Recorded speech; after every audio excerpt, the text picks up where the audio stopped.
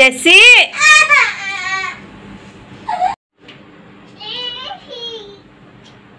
ఎందుకు అలా చేసావు జెస్సీ? అన్నయ్యని చూడు, అన్నయ్య ఏడుస్తున్నాడు. అన్న కిస్ ఇవ్వు అన్నయ్యకి.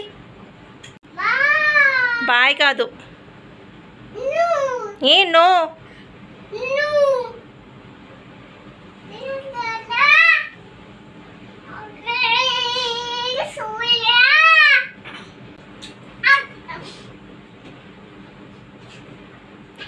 చూసారండి మా జెస్సీ పాపం వాళ్ళని